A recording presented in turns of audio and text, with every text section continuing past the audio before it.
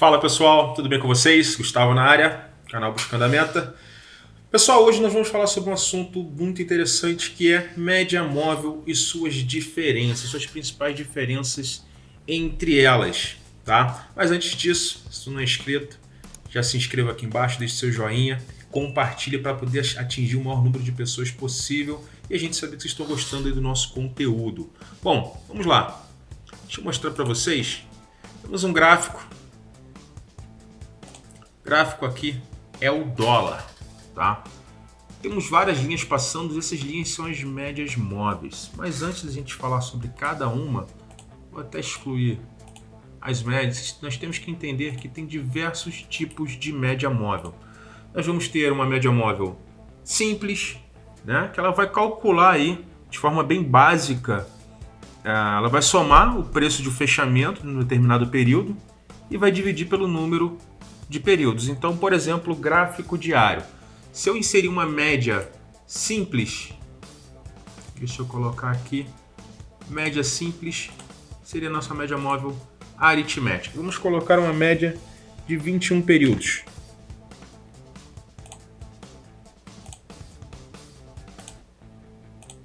Ok. Temos essa linha verde passando no gráfico. Uma média simples de 21 períodos. O que ela está fazendo?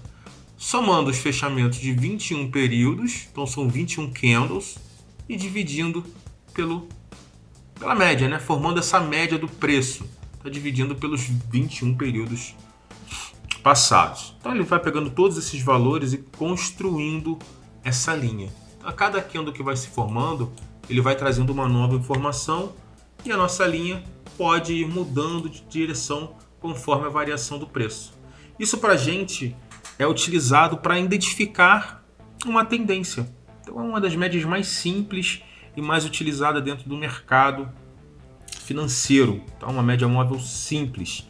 Temos também outro tipo de média muito utilizado, que seria a média móvel exponencial. Vamos inserir no gráfico, colocar também 21 períodos.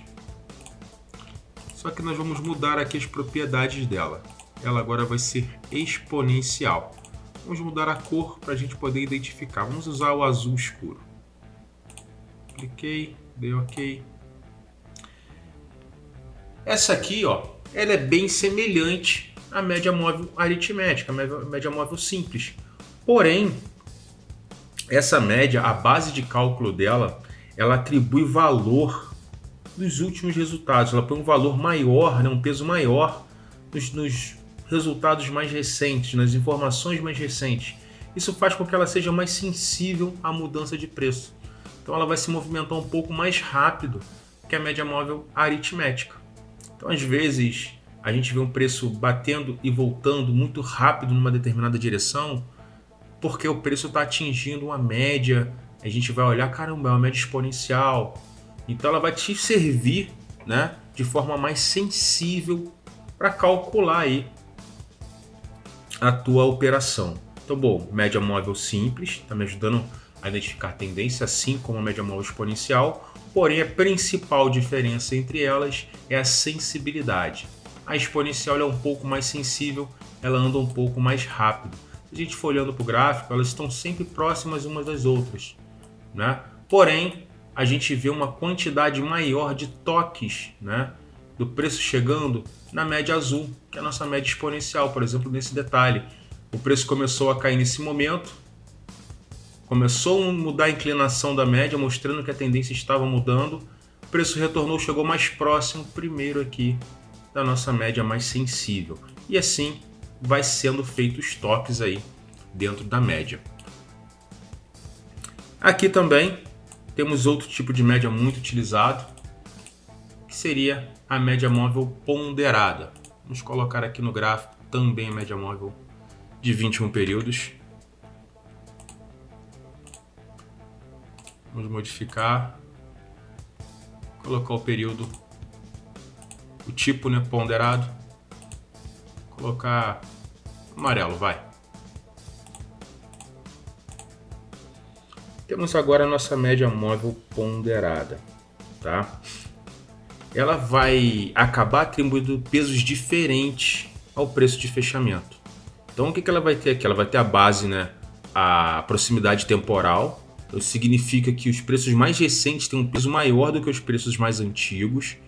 Tá? Então ela vai ter uma fórmula um pouco diferente da média móvel exponencial, ela se assemelha, mas em vez de usar uma constante de suavização, ela acaba tendo um fator de ponderação. Tá? Isso faz com que ela seja também bem veloz.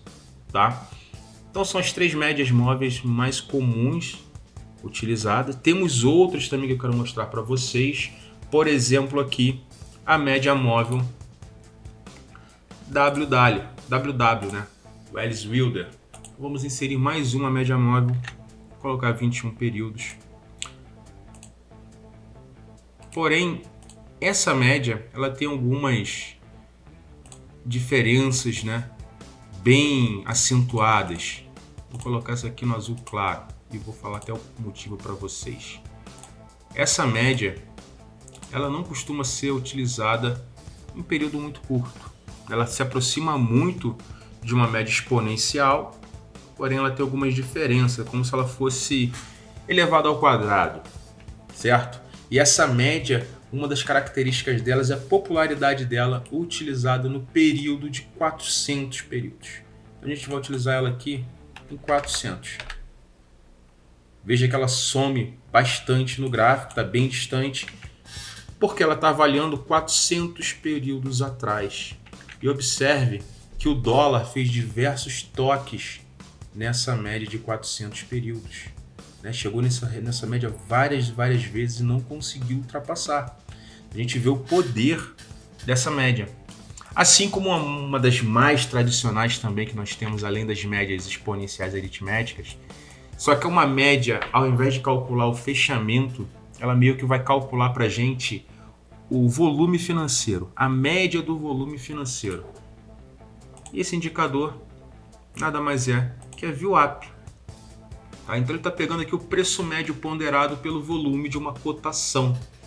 Então ele pode ser utilizado para medir se o preço atual está sobrecomprado ou sobrevendido em relação ao preço médio. Então ela vai dar um apito para a gente como se fosse uma sobrecompra ou uma sobrevenda. Então se eu colocar essa VWAP do período do diário, o que ela está mostrando para a gente? Por exemplo aqui, ó, temos a VWAP diária nesse momento. Então ela está mostrando para a gente que dentro do gráfico diário a média do volume financeiro está aqui em cima, ó, 793. Então o preço agora, nesse momento, está trabalhando abaixo da média. Ou seja, está um pouco sobrevendido. E eu posso ir modificando o período dessa VWAP. Então, por exemplo, eu posso pegar um período mensal, a média do volume financeiro do mês. Então, ó, a média do volume financeiro do mês, por coincidência, está entre a média ponderada e a média exponencial. Então, com isso, eu consigo ter ideias do momento, do time que o mercado está me apresentando. Né? Obviamente, se eu utilizar um tempo gráfico menor, como 5 minutos, eu começo a ver que o preço tende a andar sempre próximo dessas médias mais comuns. Obviamente, eu coloquei a VWAP mensal, a média do mês está lá em cima, né? A média das negociações está aqui em cima, então o preço está muito sobrevendido, está barato, muito distante, né, das médias. E eu consigo ver agora aqui o que está acontecendo aqui.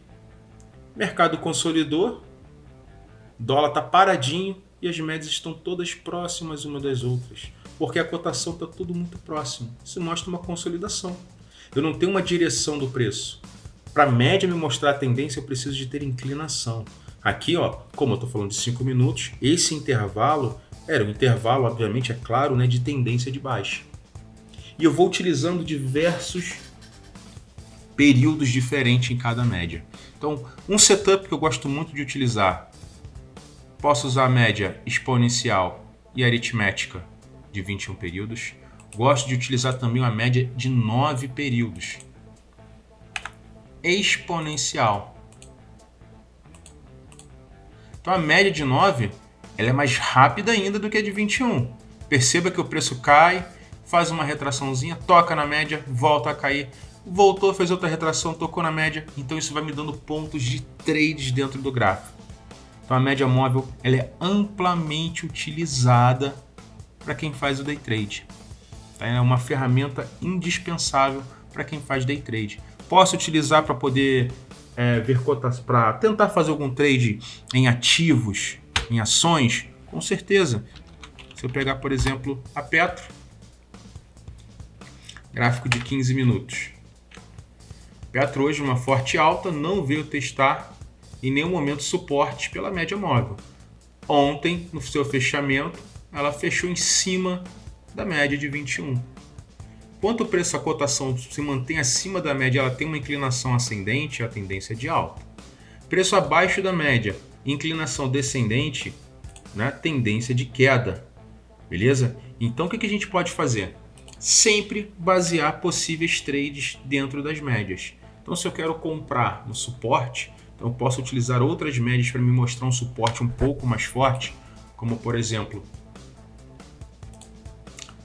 outra média que eu utilizo muito, 80 períodos. Uso ela na forma exponencial e utilizo ela na cor laranjinha aí, apelidada carinhosamente por vários trades como Suquita. Utilizo essa média. Olha que coisa linda aqui, ó. Olha o momento de ontem, onde ela veio testar o suporte da média de 80 períodos. Então, se eu tenho uma média de 80 períodos bem inclinada, eu posso testar suporte na minha 9 e na 21. Então, são regras, são condições que o mercado vai fazendo, estabelecendo um padrão e acaba se repetindo, certo? Então, tenho 9, 21, tenho 80 períodos. A média móvel amplamente utilizada, muito comum, média aritmética exponencial de 200 períodos. Tem gente que utiliza 500 períodos. Então a gente consegue montar um setup com diversas médias.